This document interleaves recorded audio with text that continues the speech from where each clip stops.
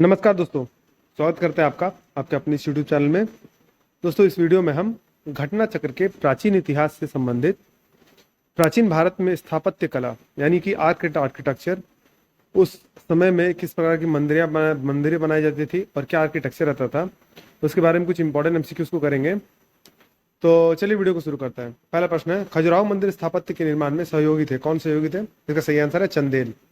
मध्य प्रदेश के छतरपुर जिले में स्थित खजुराहो में चंदेल राजाओं द्वारा निर्मित मंदिर आज भी चंदेल स्थापत्य की उत्कृष्टता का बखान कर रहे हैं। इन मंदिरों का निर्माण 950 से 1050 ईस्वी के बीच कराया गया था। यहाँ के मंदिरों में कंदरिया महादेव मंदिर सर्वोत्तम है। अगला प्रश्न है, खजुराहो का कंदरिया महादेव मंदिर किसने बनवाया था? तो इसका सही आंसर है चंदेल ने। अगला प्रश्न है, किस राजवंश ने भारत को प्रसिद्ध खजुराहो के मंदिर दिए? तो इसका सही आंसर है चंदेल ने। अगला प्रश्न, चंदेल राजाओं ने निर्माण करवाया, किसका करवाया? तो खजुराहो का। अगला प्रश्न है, खजुराहो का मंदिर संबंधित है, किससे संबंधित है? तो हिंदू और जैन धर्म से। खजुराहो में 85 मंदिरों के निर्माण का उल्लेख मिलता है। ये मंदिर चंदेल शासकों द्वारा बनवाए गए। ये मंदिर वैष्णव, शैव, शाक्त एवं जैन धर्म से संबंधित है। अगला प्रश्न है, किस वंश के राजाओं ने खजुराहो स्थित मंदिरों का निर्माण करवाया था? तो इसका सही आंसर है चंदेल। खजुराहो का मांतगेश्वर मंदिर समर्पित है किसको? तो शिव को।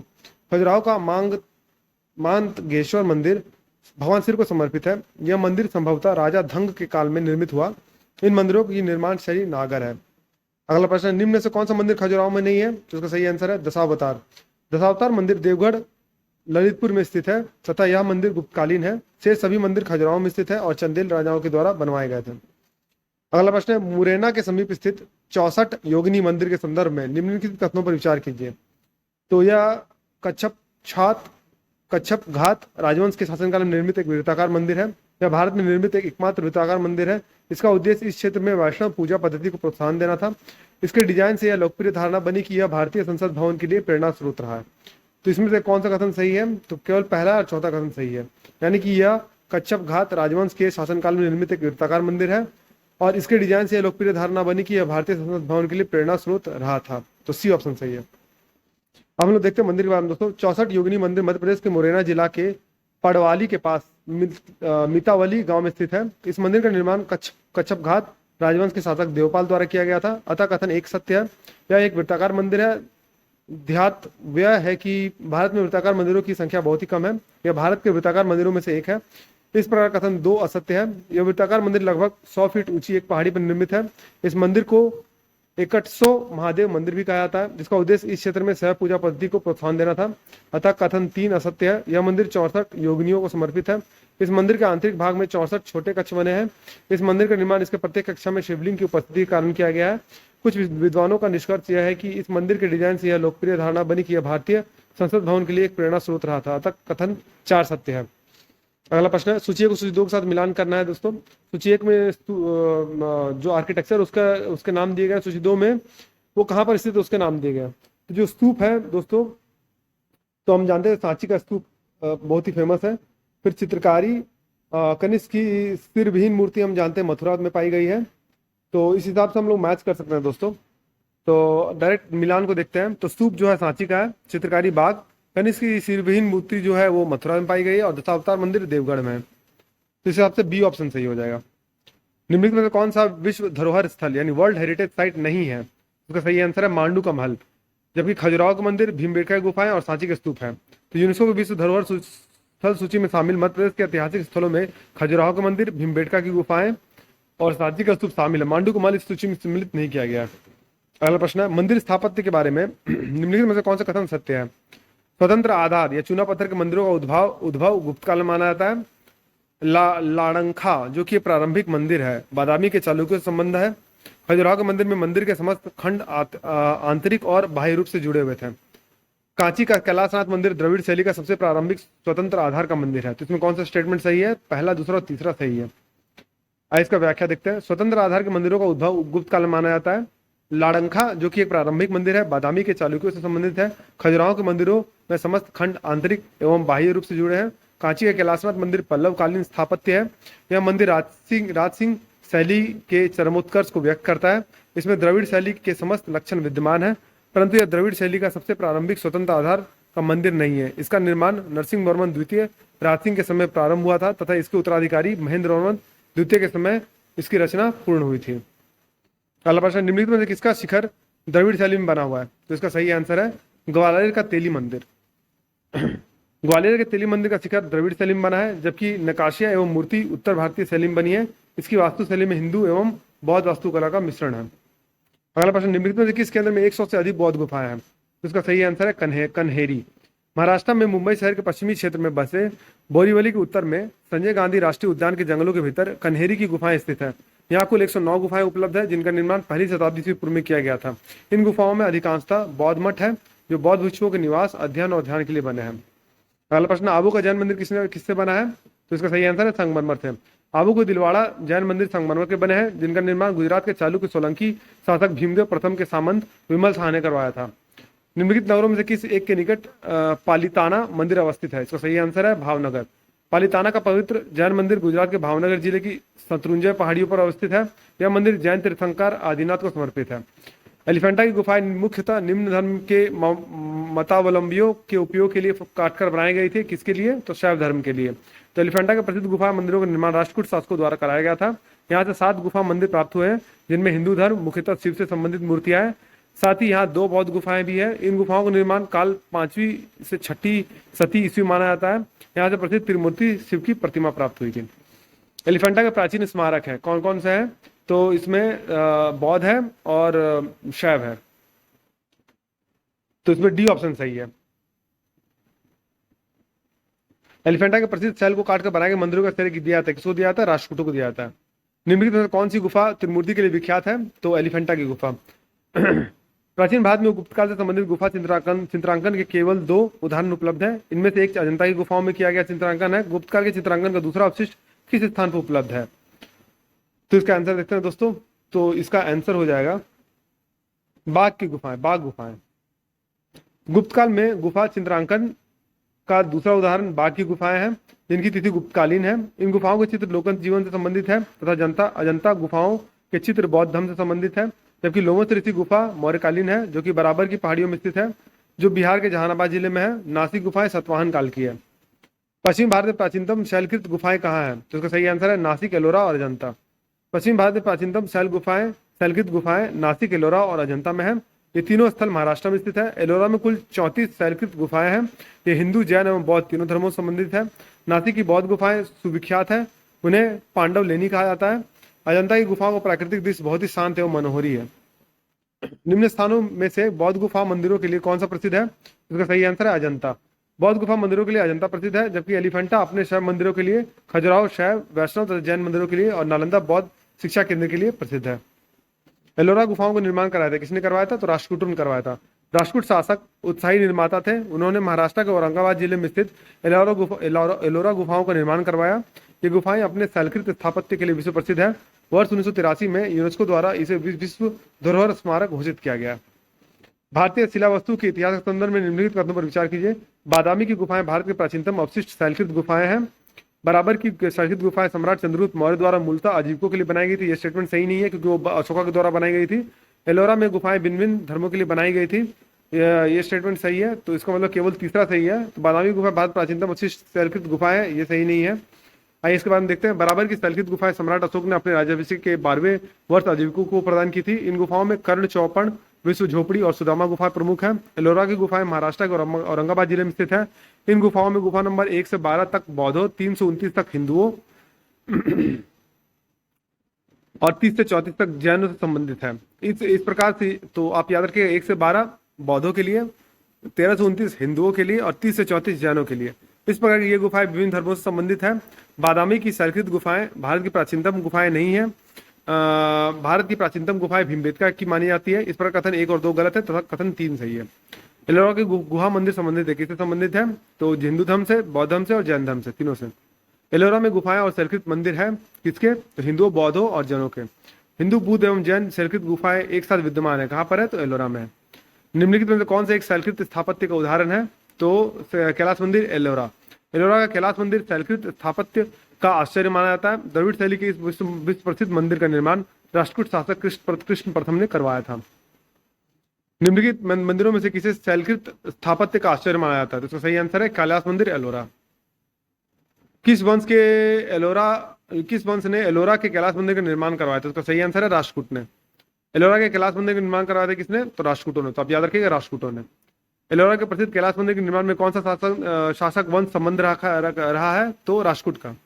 एलोरा के प्रसिद्ध शिव मंदिर का निर्माता राष्ट्रकूट नरेश था। कौन था? तो कृष्ण प्रथम था। एलोरा के कैलाश मंदिर का निर्माण किसने करवाया था? तो कृष्ण प्रथम ने करवाया था। किस धर्म को राष्ट्रकूटों के संरक्षण प्राप्त था? तो जैन धर्म को।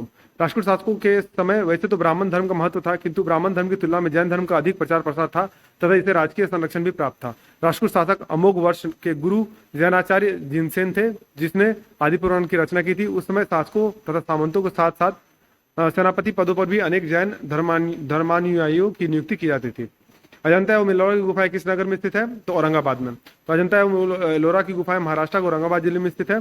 पर्वत शिलाओं को खोदकर भवन निर्माण के विकास की चरमावस्था एलोरा का कैलाश मंदिर है, जिसका निर्माण राष्ट्रकूट नरेश कृष्ण प्रथम ने करवाया था। अजंता और एलोरा की गुफाएं हैं, क्या है? महाराष्ट्र में। निम्नलिखित स्थानों में इसी स्थान में राष्ट्रकूट द्वारा एलोरा की पहाड़ियों में निर्मित गुफाएं मंदिर स्थित है, तो औरंगाबाद महाराष्ट्र में। सूची को सूची 2 के साथ सम्मिलित करना है दोस्तों।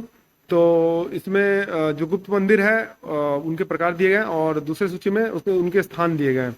तो आपको इसमें से मैच करना। तो डायरेक्ट इसका आंसर देख लेते हैं दोस्तों। तो ईट निर्मित मंदिर जो है वो भीतर गांव में है। दशावतार मंदिर है देवगढ़ में। शिव मंदिर है भूमरा में। और विष्णु मंदिर है एरण में। अगला प्रश्न, कानपुर उत्तर प्रदेश स्थित भीतर गांव मंदिर के संदर्भ में निम्नलिखित कथनों में से कौन सा कथन सही है? इस मंदिर का निर्माण 5वीं सदी से 6ठी सदी के मध्य हुआ था। ईंटों से निर्मित यह भारत के प्राचीनतम मंदिरों में से एक है।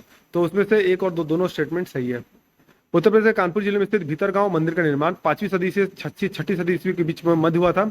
इस मंदिर का निर्माण गुप्त काल में हुआ था। इस मंदिर का निर्माण ईंटों से वर्गाकार चबूतरे पर किया गया है। इसका मुख पूर्व की तरफ है। मंदिर के भीतर स्थित गर्भगृह के ऊपर एक लंबा पिरामिड नुमा शिखर है। इस मंदिर का निर्माण नागर शैली में किया गया।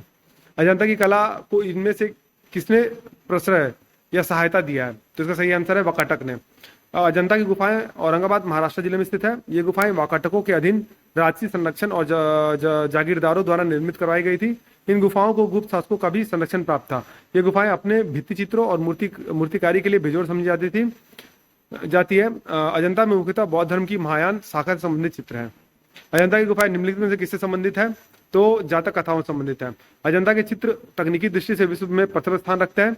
इन गुफाओं में अनेक प्रकार के फूल पत्तियों, वृक्षों तथा पशु आकृतियों की सजावट तथा बुद्ध एवं बोधिसत्वों की प्रतिमाओं के चित्रण में जातक ग्रंथों से ली गई कहानियों का वर्णनात्मक दृश्य के रूप में प्रयोग हुआ है। ये चित्र अधिकतर जातक कथाओं को दर्शाते हैं। अगला प्रश्न, निम्नलिखित कथनों में से कौन सा कथन सही है? तो अजंता गुफाएं वाघोरा नदी के घाटी में स्थित है। अजंता गुफाएं महाराष्ट्र प्रांत के औरंगाबाद जनपद में स्थित है। अजंता की गुफाएं वाघोरा नदी के घाटी में अवस्थित है। इनका समय ईसा पूर्व 2री शताब्दी से लेकर 7वीं शताब्दी तक है। इस प्रकार विकल्प ए सत्य है, जबकि अन्य विकल्प असत्य है। सांची स्तूप बेतवा नदी के पश्चिम में मध्य प्रदेश के रायसेन जिले में अवस्थित है। इस स्तूप का निर्माण मौर्य सम्राट अशोक के द्वारा किया गया था। पांडुलेना गुफा देव मंदिर गोदावरी नदी की घाटी में स्थित है। यहाँ पर 24 गुफाओं की एक श्रृंखला का निर्माण चट्टानों को काटकर किया गया है। आंध्र प्रदेश के गुंटूर जनपद में कृष्ण नदी के तट पर स्थित अमरावती नामक स्तूप का निर्माण सातवाहन काल में किया गया था। निम्नलिखित ऐतिहासिक स्थलों पर विचार करना दोस्तों। अजंता की गुफाएं, लेपाक्षी मंदिर और सांची स्तूप। तो उपयुक्त स्थलों में से कौन सा भित्ति चित्रकला के लिए भी जाना जाता है? तो इसका सही आंसर है अजंता की गुफाएं और लेपाक्षी मंदिर। अजंता की गुफाओं और लेपाक्षी मंदिर में भित्ति चित्रकला के साक्ष्य एकदम स्पष्ट है, परंतु सांची स्तूप में भित्ति चित्रकला के साक्ष्य स्पष्ट नहीं है। उस स्तूप के चारों लगे तोरण बुद्ध के जीवन की घटनाओं तथा जातक कथाओं के चित्रों से भरे हैं और नीचे से ऊपर तक अलंकृत है। क्योंकि तोरण स्तूप के भाग के रूप में नहीं माने जा सकते हैं, अतः विकल्प बी अभिष्ट उत्तर होगा। भारत की लोक चित्रकलाओं से संबंधित निम्नलिखित कथनों पर विचार कीजिए तथा सही उत्तर को चुनिए। कथन 1 कहता है पट्टचित्र चित्रकलाओं की विषय वस्तु जगन्नाथ एवं वैष्णव संप्रदाय से प्रभावित है। कथन 2, मंजूषा चित्रकलाएं जूट एवं कागज के डिब्बों पर बनाई जाती है। तो कथन 3, पिथोरा चित्रकलाएं गुजरात एवं मध्य प्रदेश की कुछ जनजातियों द्वारा बनाई जाती है। तो इसमें से क्या सही है दोस्तों? तो इसमें इसके आंसर में डाउट है दोस्तों, क्योंकि पट्टचित्र उड़ीसा की चित्रकारी कला, इसका मुख्य विषय भगवान जगन्नाथ मंदिर, कृष्ण लीला, दशावतार आदि है। मंजूषा चित्रकला भागलपुर अंगदेश बिहार की चित्रकला है। मंजूषा का अर्थ बॉक्स होता है।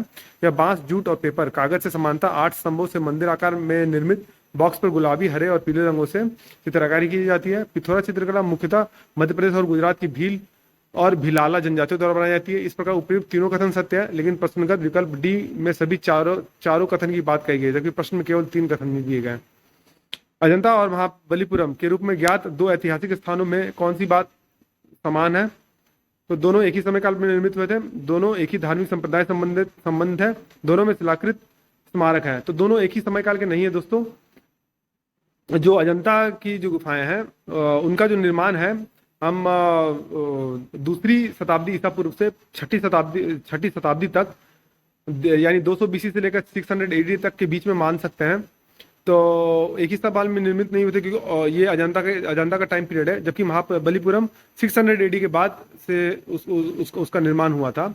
तो दोनों एक ही समय काल में निर्मित हुए, ये कथन सही नहीं है। दोनों एक ही धार्मिक संप्रदाय संबंधित है और दोनों शिलाकृत स्मारक है। तो इसमें देख लेते हैं दोस्तों इसका आंसर। तो इसमें केवल तीसरा स्टेटमेंट सही है। तो महाराष्ट्र के औरंगाबाद जिले में अजंता की पहाड़ी स्थित है, जिसका निर्माण ईसा पूर्व दूसरी शताब्दी से लेकर 7वीं शताब्दी तक हुआ था। दूसरी शताब्दी तक यहाँ हीनयान मत का प्रभाव था। तत्पश्चात महायान मत का। बौद्ध एवं बोधिसत्वों की प्रतिमाओं में अजंता की गुफाएं बौद्ध धर्म द्वारा प्रेरित और उनकी करुणामय भावनाओं से भरी हुई शिल्पकला और चित्रकला से ओतप्रोत है। अजंता में स्थित मूर्तियां एकात्मक पत्थर पर निर्मित है। नरसिंह वर्मन प्रथम 630 से 668 ईस्वी के समय में, जिसकी उपाधि महामल थी, मामल शैली का विकास हुआ। इसके अंतर्गत दो प्रकार के स्मारक बने, मंडप तथा एकास्मक मंदिर, जिन्हें रथ कहा गया था। मामलापुरम या महाबलीपुरम में इस शैली के सभी स्मारक स्थित है। ध्यातव्य है कि महाबलीपुरम में रथ मंदिर वैदिक परंपरा संबंधित एकास्मक पत्थर से निर्मित है। सूची 1 को सूची 2 से सम्मिलित करना है और सही उत्तर का चयन करना है दोस्तों। तो सूची 1 में स्थान के नाम दिए, सूची 1 में प्रसिद्ध स्थलों के नाम दिए गए। सूची 2 किस प्रदेश से बिलोंग करते तो उसके नाम दिए गए। तो हम भी जो है, हम जानते हैं विजयनगरम एम्पायर से बिलोंग करता है, विजयनगरम नगर के एम्पायर से बिलोंग करता है, तो वो आप कर्नाटक से मैच कर सकते हैं। तो 1 और 2 ऑप्शन सही होगा। जो अरिकामेडु होगा, जो पुडुचेरी के पास है, शिशुपालगढ़ उड़ीसा में है, और नागार्जुन कोंडा जो है आंध्र प्रदेश में है। तो इसके हिसाब से आप सुमेलिन इस तरह से आप देख सकते हैं, हम्पी कर्नाटक, नागार्जुन कोंडा आंध्र प्रदेश, शिशुपालगढ़ उड़ीसा और अरिकामेडु पुडुचेरी। कोणार्क का सूर्य मंदिर किसने बनवाया था? तो उसका सही आंसर है नरसिंह देव वर्मन ने। पुरी स्थित कोणार्क का विशाल सूर्य मंदिर नरसिंह देव वर्मन प्रथम चोड़गंग ने बनवाया था। यह मंदिर 13वीं शताब्दी का है तथा यह अपनी विशिष्ट शैली के लिए प्रसिद्ध है। कोणार्क के सूर्य मंदिर को काला पगोड़ा यानी ब्लैक पगोड़ा भी कहा जाता है। निम्नलिखित में से किसे काला ये शाम पगोड़ा के नाम से जाना जाता है? तो इसका सही आंसर है कोणार्क का सूर्य मंदिर। ब्लैक पगोड़ा कहाँ पर स्थित है? तो कोणार्क में स्थित है। निम्नलिखित में से कौन सा सूर्य मंदिर है? तो कोणार्क मंदिर। मोढेरा का सूर्य मंदिर किस राज्य में स्थित है? तो वो गुजरात में स्थित है। मोढेरा का सूर्य मंदिर गुजरात में स्थित है। इसका निर्माण सोलंकी वंश के राजा भीमदेव प्रथम द्वारा कराया गया था। निम्नलिखित सूर्य मंदिरों में से कौन सा पाटन गुजरात में स्थित है? तो इसका सही आंसर है मोढेरा। लिंगराज मंदिर अवस्थित है, कहाँ पर अवस्थित है? भुवनेश्वर में। लिंगराज मंदिर उड़ीसा के भुवनेश्वर में स्थित है। इस मंदिर की शैली नागर है, यह नागर शैली का सर्वोत्तम मंदिर है। लिंगराज मंदिर का सबसे आकर्षक भाग इसका शिखर है, जिसकी ऊंचाई 180 फीट है। अगला प्रश्न, उड़ीसा में नष्ट होने से बचे निम्नलिखित मंदिरों में से सर्वाधिक बड़ा और सबसे ऊंचा मंदिर कौन सा है? तो ब्रह्मवेश्वर मंदिर। उड़ीसा के नष्ट होने से बचे प्रश्नगत मंदिरों में सर्वाधिक बड़ा और सबसे ऊंचा मंदिर लिंगराज मंदिर है, जो कि 180 फीट ऊंचा है। इसके शिखर पर आमलक तथा कलश है तथा इसके जगमोहन की छत पिरामिड के आकार की है। लिंगराज मंदिर शुद्ध नागर शैली में बना है। जगन्नाथ मंदिर किस राज्य में है? जगन्नाथ मंदिर उड़ीसा राज्य में है। जगन्नाथ मंदिर उड़ीसा राज्य के पुरी जिले में स्थित है। इस मंदिर में प्रसिद्ध लिंगराज मंदिर भुवनेश्वर तथा कोणार्क में सूर्य मंदिर स्थित है इस राज्य में। ये सभी मंदिर नागर शैली में बने हैं। भुवनेश्वर तथा पुरी के मंदिर किस शैली में निर्मित है? तो नागर शैली में। जगन्नाथपुरी मंदिर के गर्भगृह में भगवान जगन्नाथ, सुभद्रा एवं बलभद्र की मूर्तियां बनी है। किससे बनी है? तो पत्थर से बनी हुई है दोस्तों। जगन्नाथ मंदिर गर्भगृह में भगवान जगन्नाथ, बलभद्र और सुभद्रा की मूर्तियां काष्ठ निर्मित लकड़ी की है। अब इसे करेक्ट कर लीजिएगा दोस्तों, ये काष्ठ की है यानी लकड़ी की है। सी ऑप्शन इसका सही है।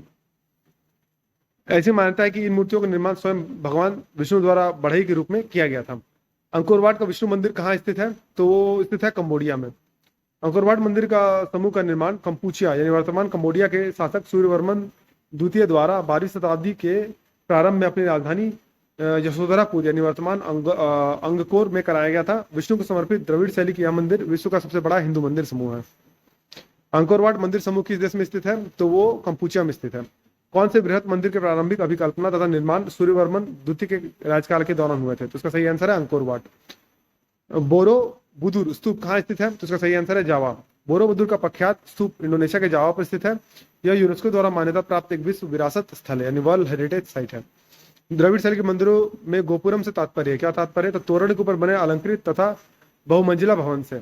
पांड्यों के राजकाल में भी द्रविड़ शैली पनपती रही। पांड्य काल में छोटे मंदिर होते थे, किंतु उनके प्रांगण के चारों ओर अनेक प्राचीर बनाए जाते थे। ये प्राचीर तो सामान्यता होते थे, किंतु इनके प्रवेश द्वार, जिन्हें गोपुरम कहा जाता था, भव्य एवं विशाल एवं प्रचुर मात्रा में शिल्पकारिता से अलंकृत होते थे। पांडे कालीन वास्तुकला की विशेषता मंदिर नहीं अपितु गोपुरम है। अगला प्रश्न, चट्टानों को काटकर महाबलीपुरम का मंदिर किसके द्वारा बनवाया गया? तो इसका सही आंसर है पल्लव के द्वारा। पल्लव कला की राजसिंह शैली, जिसका प्रारंभ नरसिंह वर्मन द्वितीय राजसिंह ने किया था, के 3 मंदिर महाबलीपुरम से प्राप्त होते हैं। शोर मंदिर यानी तटीय शिव मंदिर, ईश्वर मंदिर तथा मुकुंद मंदिर। शोर मंदिर इस शैली का प्रथम उदाहरण है। अगला प्रश्न, महाबलीपुरम में रथ मंदिरों का निर्माण कराया गया था, किसके द्वारा? था पल्लवों द्वारा। महाबलीपुरम में रथ मंदिरों के निर्माण पल्लव शासकों द्वारा करवाया गया था। रथ मंदिर एक आश्रम पत्थर से निर्मित है। महाबलीपुरम का सप्तरथ मंदिर बनवाया गया था, किसके द्वारा बनाया गया था? तो नरसिंह वर्मन द्वारा।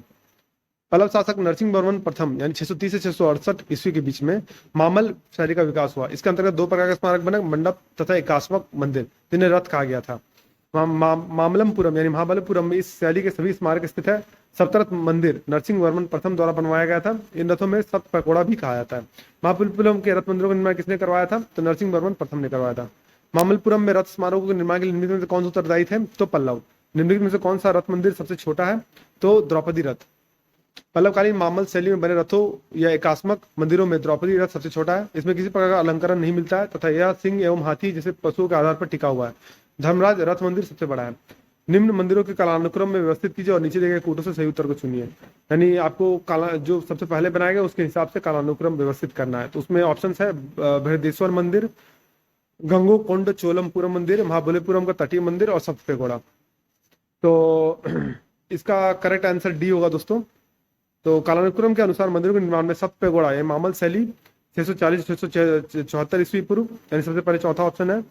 फिर महाबलीपुरम का तटीय मंदिर राजसिंह शैली 674 से 800, फिर तीसरा ऑप्शन सही है।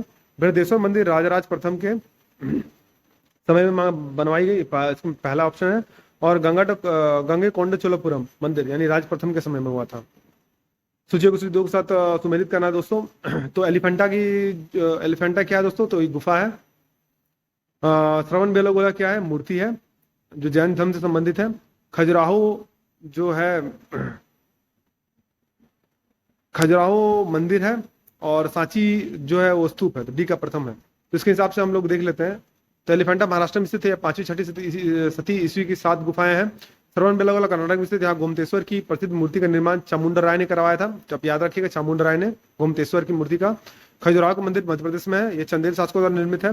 और सांची स्तूप का निर्माण अशोक ने कराया था, यह मध्य प्रदेश में स्थित है। सूची को सूची 2 के साथ सम्मिलित करना दोस्तों। सूची 1 में ऐतिहासिक स्थल के नाम दिए गए, सूची 2 में राज्य के नियम नाम दिए गए। तो भीमबेटका मध्य प्रदेश में है दोस्तों, तो इसके हिसाब से हम लोग मैच करते हैं। हम्पी दोस्तों कर्नाटक में है, तो सी का चौथा हो जाएगा। तो इसमें हम लोग बी और सी ऑप्शन को एलिमिनेट कर सकते हैं, तो इसके अकॉर्डिंग बी ऑप्शन सही होगा। तो अगला प्रश्न, निम्नांकित जोड़े में से किसका सुमेल है? तो एलोरा किसका सुमेल है दोस्तों? तो इसमें खजुराहो मंदिर चंदेल के द्वारा बनाया गया था, ये इसका सुमेल है। अब हम लोग इसका एक्सप्लेनेशन देखते हैं। एलोरा आधुनिक महाराष्ट्र के औरंगाबाद जिले में स्थित है। यह शैलखित गुफाओं मंदिरों के लिए प्रसिद्ध है। ये गुफाएं विभिन्न कालों में बनी है, किंतु शकों ने से इनका कोई संबंध नहीं है। मीनाक्षी मंदिर पांड्यों द्वारा तथा महाबलीपुरम के मंदिर पल्लव शासकों द्वारा निर्मित करवाया गया। तो मीनाक्षी मंदिर पांडवों द्वारा, याद रखिएगा। खजुराहो मंदिर की स्थापना चंदेलों ने की थी, अतः प्रश्नगत विकल्प में केवल सी का युग्म सुमेलित है। सूची 1 है दोस्तों, सूची 2 है। तो इसमें बैजनाथ धाम जो है दोस्तों वो शिव मंदिर है, तो एक का दूसरा सही हो जाएगा। जो सारनाथ है, जो बद्रीनाथ है, तो सारनाथ है बुद्ध का शांति का प्रथम प्रवचन स्थल है, तो पहला सरमन उन्होंने यहीं पर दिया था, तो बी का तीसरा हो जाएगा। दिलवाड़ा जो है माउंट आबू में, वो एक जैन मंदिर है, तो सी का प्रथम सही हो जाएगा। और इसके हिसाब से जो बद्रीनाथ है वो विष्णु मंदिर है, तो डी का चौथा सही हो जाएगा। तो इसके हिसाब से ए ऑप्शन सही हो जाएगा। तो सारनाथ वाराणसी में महात्मा बुद्ध ने सर्वप्रथम 5 शिष्यों को उपदेश दिया था। इस घटना के बाद बौद्ध साहित्य में धर्म चक्र परिवर्तन कहा जाता है। आबू राजस्थान के दिलवाड़ा की जैन मंदिर अपनी नक्काशी एवं सुंदर मीनाकारी के लिए विश्व प्रसिद्ध है। बद्रिकाश्रम बद्रीनाथ में शंकराचार्य ने चतुर्भुजी विष्णु प्रतिमा की स्थापना करके ज्योतिष मठ की स्थापना की थी। बैजनाथ धाम में भगवान शंकर का मंदिर है। सुमेलित करना दोस्तों। तो इसमें सूर्य मंदिर है कोणार्क में है। लिंगराज मंदिर भुवनेश्वर में है। हवा महल जो है वो जयपुर में है। और गोमतेश्वर की प्रतिमा जो है कर्नाटक में है, जो श्रवण बेलागोला में है। तो इसके हिसाब से ए ऑप्शन सही हो जाएगा। निम्नलिखित में कौन सा सूर्य मंदिरों के लिए विख्यात है? इसका सही आंसर केवल प्रथम है, यानी अरसवल्ली है सिर्फ। इसका व्याख्या देखते हैं। अरसवली मंदिर भारत के आंध्र प्रदेश के अरसवली गांव में स्थित 7वीं शताब्दी के प्रमुख सूर्य मंदिर है। यह माना जाता है कि यह मंदिर कलिंग राजवंश के शासक देवेंद्र वर्मा द्वारा बनवाया गया था। ओंकारेश्वर मंदिर मध्य प्रदेश के खंडवा जनपद में स्थित है। यह नर्मदा नदी के बीच मानधाता या शिवपुरी नामक द्वीप पर स्थित है। यह भगवान शिव के 12 ज्योतिर्लिंगों में से एक है। अमरकंटक, नर्मदा, सोन और जोहिला नदी का उद्गम स्थान है। यह मध्य प्रदेश के अनूपपुर जिले में स्थित है। यह हिंदुओं का पवित्र तीर्थ स्थल है। श्री ज्वालेश्वर मंदिर अमरकंटक से 8 किलोमीटर दूर शाहडोल रोड पर स्थित है। यह खूबसूरत मंदिर भगवान शिव को समर्पित है। सूची को सूची 2 के साथ सुमेलित करना दोस्तों। सूची 1 में दिए गए हैं स्थान है, तो नालंदा है, एक विश्वविद्यालय था। सारनाथ जो है अशोक स्तंभ से संबंधित है। सांची जो स्तूप है, और कोणार्क सूर्य मंदिर है। तो आप इससे मैच कर सकते हैं। प्राचीन नगर तक्षशिला निम्नलिखित में से किसके बीच स्थित था? तो इसका सही आंसर है सिंधु तथा झेलम के बीच में स्थित था। तक्षशिला सिंधु एवं झेलम नदियों के मध्य का क्षेत्र है। तक्षशिला के इतिहास में प्रसिद्धि का कारण उसकी ख्याति प्राप्त शिक्षा केंद्र का होना था। सोनगिरी जहाँ 103 जैन मंदिर बने हुए किसके सन्निकट स्थित है? तो दतिया के सन्निकट। सोनगिरी दतिया मध्य प्रदेश से 15 किलोमीटर दूर पर स्थित है। यह दिगंबर जैनियों का पवित्र स्थान है। सोनगिरी के चारों ओर सफेद जैन मंदिर स्थापित है। वर्तमान में यहाँ 77 जैन मंदिर पहाड़ी पर और 26 गांव में स्थित है। इस प्रकार इनकी कुल संख्या 103 है। पहाड़ी पर स्थित 57वां मंदिर मुख्य मंदिर है, जो भगवान चंद्रप्रभु से संबंधित है। सोनगिरी का ऐतिहासिक दिगंबर जैन तीर्थ स्थल है, किसका? मध्य प्रदेश में। दिलवाड़ा जैन मंदिर स्थित है, कहाँ पर स्थित है? माउंट आबू में। दिलवाड़ा जैन मंदिर माउंट आबू सिरोही राजस्थान में स्थित है। इसमें सबसे प्रसिद्ध विमल वासाई मंदिर है। चालुक्य शासक भीमदेव प्रथम ने के सामंत विमल शाह ने इसे बनवाया था। दिलवाड़ा जैन मंदिर क्या है? तो माउंट आबू में अरावली पर्वत पर। दिलवाड़ा जैन मंदिर कहाँ स्थित है? तो राजस्थान में स्थित है। प्रसिद्ध विरूपाक्ष मंदिर कहाँ अवस्थित है? तो हम्पी में अवस्थित है। विरूपाक्ष मंदिर कर्नाटक राज्य के हम्पी में स्थित है। यह मंदिर भगवान शिव को समर्पित है, जो यहाँ विरूपाक्ष के नाम से जाने जाते हैं। नागर, द्रविड़ और बेसर है, ये क्या है दोस्तों? तो ये भारतीय मंदिर वास्तु की 3 प्रमुख शैलियां हैं। नागर, द्रविड़ और बेसर भारतीय मंदिर वास्तु की 3 प्रमुख शैलियां हैं। नागर शैली समस्त उत्तरी भारत में प्रचलित है। उड़ीसा के मंदिर के शुद्ध रूप से इसकी शैली क्या है? द्रविड़ शैली का प्रसार दक्षिण भारत में विशेषकर कृष्णा नदी तथा कुमारी अंतरीप के मध्य तमिलनाडु में था। बेसर शैली का विकास नागर और द्रविड़ शैलियों के मिश्रण से हुआ है। कन्नड़ प्रदेश के अंतिम चालुक्य शासकों द्वारा प्रयुक्त होने के कारण इस शैली को चालुक्य शैली भी कहते हैं। अगला प्रश्न, भारत के सांस्कृतिक इतिहास संदर्भ में पंचायतन शब्द किससे निर्दिष्ट करता है? तो मंदिर की रचना शैली। डॉक्टर बद्रीनाथ कपूर द्वारा रचित बृहत प्रमाणिक हिंदी कोश के मूल संपादक आचार्य रामचंद्र वर्मा के अनुसार पंचायतन एक पुल्लिंग शब्द है, जो किसी देवता और उसके साथ 4 देवताओं की मूर्तियों के समूह के लिए प्रयुक्त होता है। जैसे शिव पंचायतन, राम पंचायतन। बद्रीनाथ में 5 मूर्तियां हैं, जो बद्रीनाथ पंचायतन के नाम से प्रसिद्ध है। राजस्थान के उदयपुर में स्थित जगदीश मंदिर शिल्पकला की दृष्टि से अनोखा है। यह मंदिर पंचायतन शैली का है। 4 लघु मंदिरों के प्रवृत्त होने के कारण इसे पंचायतन कहा गया है। स्पष्ट है कि पंचायतन शब्द मंदिर रचना शैली को निर्दिष्ट करता है। प्रसिद्ध नैमिषारण्य तीर्थ निम्न जनपदों में से किस एक में उपस्थित है? तो उसका सही आंसर है सीतापुर। प्रसिद्ध नैमिषारण्य तीर्थ उत्तर प्रदेश के सीतापुर जिले में स्थित है। यह महर्षि दधीची ने देवताओं को अपनी अस्थियां दान दी थी, जिससे निर्मित वज्र द्वारा देवराज इंद्र ने दैत्यों का वध किया था। भारतीय कला एवं संस्कृति के इतिहास के संबंध में निम्नलिखित युगों में विचार करना है। तो विख्यात मूर्ति शिल्प है और उसके साथ सामने स्थल है। तो बुद्ध के महापरिनिर्वाण की एक भव्य प्रतिमा, जिसके ऊपर की ओर एक अनेक देवी संगीतज्ञ और नीचे की ओर उनके दुखी अनुयायी दर्शाए गए हैं। और प्रस्तर पर उत्कीर्ण विष्णु के 12 अवतार की विशाल प्रतिमा, जिससे वह देवी पृथ्वी के गहरे विशुद्ध सागर से उबारते दर्शाए गए हैं। और विशाल गोलाश्रमों की पर उत्कीर्ण अर्जुन की तपस्या या गंगा अवतार, ये कौन सा सुमेलित है दोस्तों? तो पहला और तीसरा सुमेलित है। अजंता की गुफा संख्या 26 में बुद्ध के महान परिनिर्वाण की भव्य प्रतिमा स्थित है, जिसमें नीचे की ओर उनके दुखी अनुयायी तथा ऊपर की ओर स्वर्ग में देवीय आकृतियां प्रसन्न मुद्रा में दिखाई गई है। मध्य प्रदेश में स्थित उदयगिरी की गुफाओं में ऐसी प्रतिमा स्थापित है, जिसमें 12 अवतार को भूदेवी के गहरे विशुद्ध सागर से उबारते हुए दर्शाया गया है। विशाल गोलाश्रमों पर उत्कीर्ण अर्जुन की तपस्या गंगा अवतरण को प्रदर्शित करती हुई प्रतिमा मामलापुर में स्थित है, अतः केवल 1 और 3 सही है। भारत की कला और पुरातात्विक इतिहास के संदर्भ में निम्नलिखित में से किस एक का सबसे पहले निर्माण किया गया था? तो इसका सही आंसर है धौल स्थित शैलकृत हाथी का। भुवनेश्वर स्थित लिंगराज मंदिर नागर शैली से बना है। लिंगराज मंदिर भुवनेश्वर का मुख्य मंदिर 7वीं शताब्दी में ललाटेडुकेशरी ने बनवाया था, जबकि इसके वर्तमान स्वरूप का निर्माण जजाति केसरी ने 11वीं शताब्दी में करवाया था। धौली स्थित शैलकृत हाथी का निर्माण 3री शताब्दी ईसा पूर्व मौर्य सम्राट अशोक के समय में हुआ था। महाबलीपुरम स्थित शैलकृत स्मारक का निर्माण पल्लवों के शासनकाल में शताब्दी में हुआ था, जबकि उदयगिरी स्थित वाराह मूर्ति का निर्माण गुप्त काल में हुआ था। अतः स्पष्ट है कि दिए गए विकल्प में सबसे पहले धौली स्थित शैलकृत हाथी का निर्माण हुआ था। दोस्तों अगर आपको वीडियो पसंद आए तो वीडियो को लाइक कीजिए, चैनल को फॉलो कीजिए और सब्सक्राइब कीजिए और बेल नोटिफिकेशन को प्रेस कर दीजिए, ताकि मैं इसी तरह के इंपॉर्टेंट अपडेट्स आपके साथ साझा करता हूँ। तो वीडियो में बने रहने के लिए धन्यवाद। मिलते हैं आपसे अगले वीडियो में।